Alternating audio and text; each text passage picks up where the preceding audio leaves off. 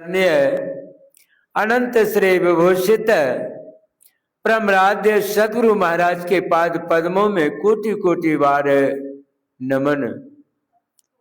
पूज्य महर्षि दल बहादुर जी महाराज के चरण कमलों में कोटि कोटि बार नमन। सत्संग में आए हुए सत्संग प्रेमी महानुभावों, माता एवं भक्तिमती बहनों, सबों के अंदर विराजमान परमपिता परमात्मा को कोटि कोटि बार नमन। आज भगवान राम का जन्म उत्सव का दिन है। आज जगह जगह हनुमान जी की पूजा की जाती है, भगवान राम का पूजन होता है। भगवान राम हनुमान जी को उपदेश देते हैं, हे हनुमान, बहुशास्त्र कथा कंथारो मथ्यन वृथेव किम अनुवेष्टव्यम प्रत्यन ज्योतिरांतरम। हे हनुमान, बहुत शास्त्र कथा को पढ़ने से कोई लाभ नहीं। यदि लाभ चाहते हो तो अपने अंदर में प्राप्त करो। बाहर में कोई खोजने का प्रयत्न करता है, परमात्मा का दर्शन करना चाहता है, वह नहीं होता है। जिसको भी परमात्मा प्राप्त हुआ है अपने अंदर में ही हुआ है। इसलिए भगवान शिव जी भी माता पार्वती को उपदेश देते हैं, देवी इदं तीर्थ मिदं तीर्थ भ्रमंती तामसा जना आत्म तीर्थ न खोजंती कथं मोक्षं श्रेणु प्रिय। हे प्रिय, जो मनुष्य संसार में भटकता है उसे मोक्ष कहाँ? मोक्ष यदि चाहते हो तो अपने अंदर में खोजो, कहीं बाहर मोक्ष नहीं है। तीर्थे दाने जपे यज्ञ काष्ठे पाषाण के सदा शिवं पश्यति मूढ़ात्मा शिवे देह प्रतिष्ठते। वह शिव सबके अंदर में विराजमान है, कहीं बाहर नहीं है। यदि वह शिव को प्राप्त करना चाहते हैं तो अपने अंदर में वह शिव प्राप्त हो सकता है। इसलिए कहा बिंदुनाद महालिंगम शिव शक्ति निकेतनम देहं शिवालयं प्रोक्तं सिद्धिदं सर्वदेहिनम। बिंदुनाद महालिंग है, शिव जी का यह घर है। इस देह को शिवालय कहते हैं, मनुष्य को इसी में सिद्धि मिलती है, अपने अंदर में ही प्राप्त होता है, कहीं बाहर खोजने की कोई आवश्यकता नहीं है।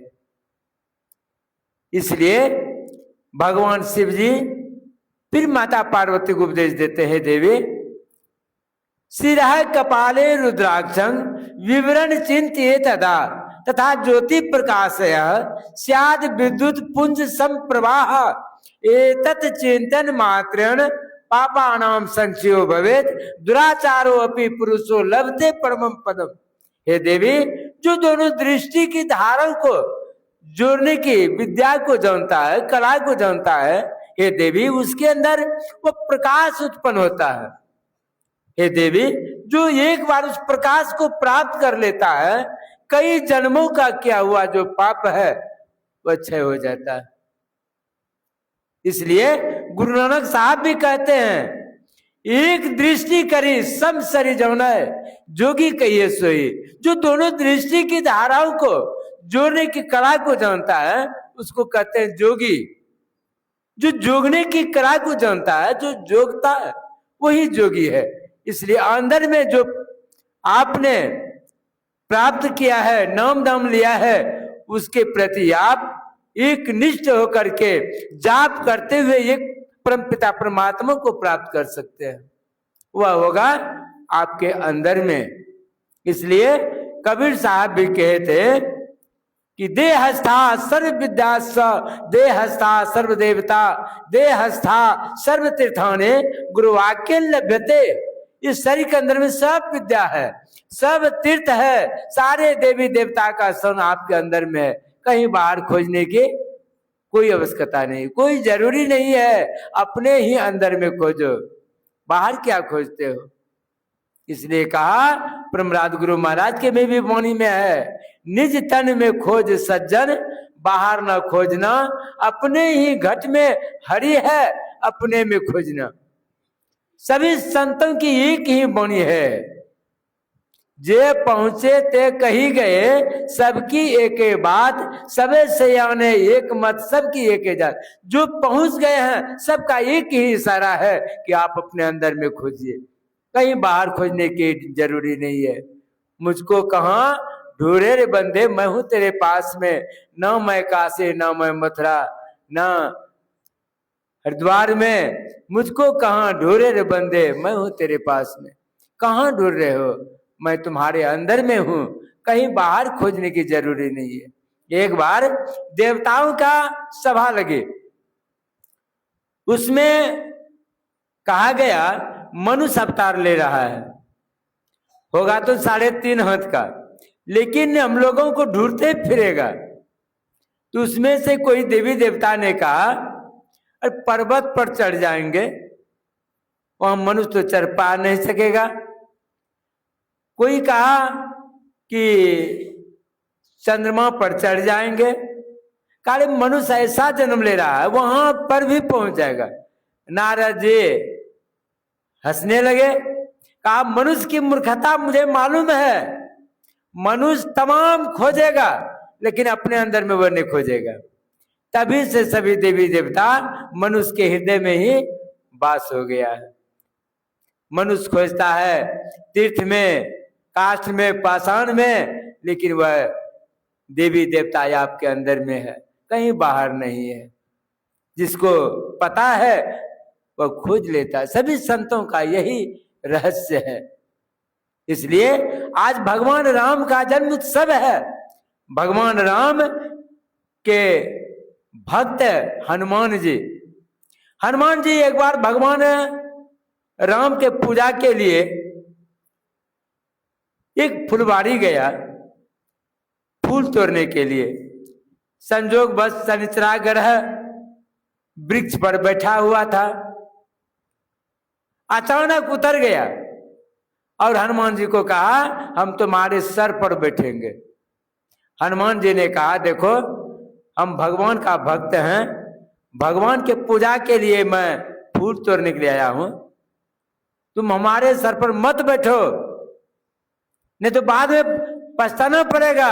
कहा हम कुछ नहीं बुझेंगे, हम तुम्हारे कपार पर बैठबे करेंगे, तुम्हारे सर पर बैठेंगे ही। नहीं माना, शनिचरा ग्रह हनुमान जी के सर पर बैठ गया। हनुमान जी सोचा मन में जिसके सर पर शनिचरा ग्रह बैठेगा उसका दिमाग कम करेगा, दिमाग खराब हो जाएगा। हनुमान जी सोचा अब देखते हैं कि बैठ गया। हनुमान जी ने क्या किया, पहाड़ उठा करके सर पर रख लिया। अब तर में शनिचरा ग्रह, ऊपर से पहाड़ छटपटाने लगा। कहा हनुमान जी मुझे उतारिए पहाड़ को, अब हम नहीं बचेंगे, प्राण छूट जाएगा। हनुमान जी ने कहा पहले मैं तुमको कह रहा था तुम हमारे सर पर मत बैठो, आगे पछताओगे, तुम नहीं माना, अब हम पहाड़ को उतारने वाला हम नहीं हैं। बहुत विनती किया, अंत में हनुमान जी ने कहा ठीक है हम उतारते हैं पहाड़ को, लेकिन आज इनसे तुम शर्त कर लो, आज इनसे शर्त करो कि भगवान का जो भक्त है ना उसके सर पर हम कभी न बैठेंगे, तब हम पहाड़ को हटाएंगे। हनुमान जी सोच विचार करके कहा ठीक है हनुमान जी, आज दिन से मैं भक्त के सर पर कभी न बैठेंगे। जो भगवान का भक्त है उसको कभी दुख नहीं है, कभी दुख नहीं होता है, उसके सर पर शनिचरा बैठबे नहीं करता है, कोई ग्रह ही नहीं रहता उसके सर पर जो भगवान का सेवक होता है। भगवान कहते हैं, भगवान कृष्ण अर्जुन को कहते हैं हे अर्जुन यंग च रक्षति श्री कृष्ण अस्थं को भक्षति मानव भक्तन हंतु जागतो या सब विनशति देवता। जिसको भगवान कृष्ण रक्षा करते हैं उसको कौन मनुष्य मार सकता है? यदि वह मनुष्य को मारने के लिए भी आता है तो देव योग से वह अपने नष्ट हो जाता है। भगवान के भक्त को कभी तकलीफ नहीं होता है। कहा भक्त हमारे पग धरे तहां धरू मैं हाथ, सदा फेरू डोलू नहीं कबू न छोड़ू साथ। भक्त हमारा जब रास्ता चलता है मैं हाथ बढ़ाता हूं आगे ताकि हमारे भक्त को कोई तकलीफ नहीं हो, मैं हाथ रखता हूं। जिस तरह से आपके पीछे पीछे आपका छाया चलती है, ठीक उसी तरह यदि भक्त चलता है तो उसके पीछे पीछे उनका भगवान चलता है, सेवक चलता है। देखिए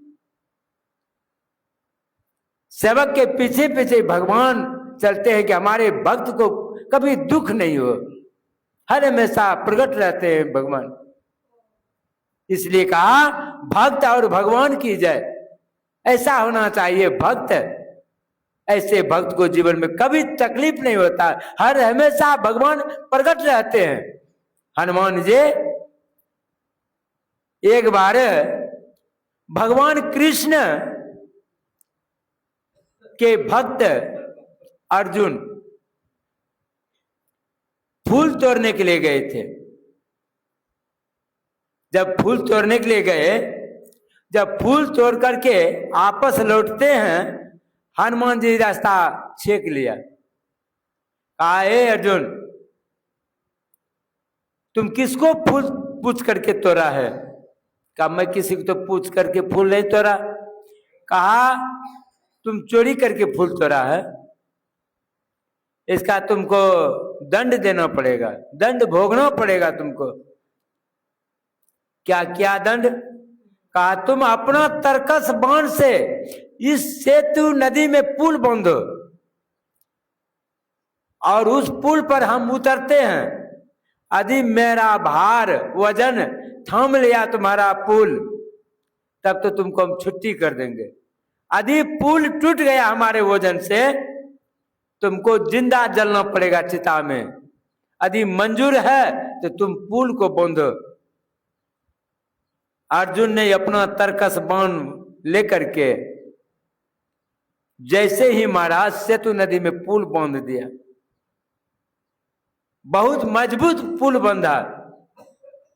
जब बंधा हुआ हो गया तब हनुमान जी उस पुल पर उतरते हैं।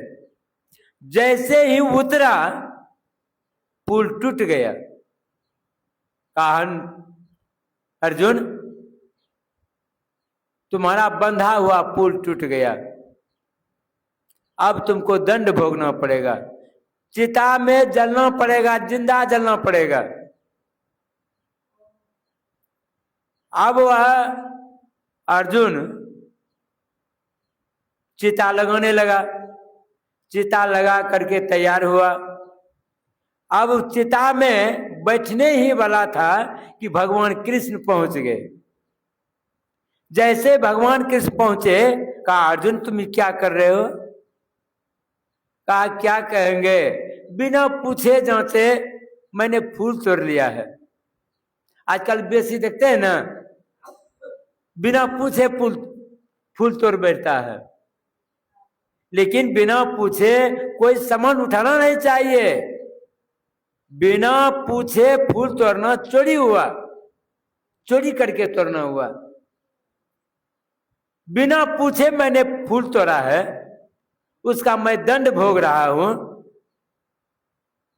मैं चिता में जिंदा जलने के लिए तैयार हूं। कहा हे अर्जुन तुम जो चिता लगा रहे हो, किसने देखा है पुल बांधते हुए? कौन देखा पुल टूटा हुआ? हम नहीं मानेंगे। हमारे सामने में पुल बांधो, यदि हनुमान जी उस पर उतरेंगे, टूट गया पुल तो तुम जिंदा जल सकते हो। हमारे सामने में बंद करके देखो।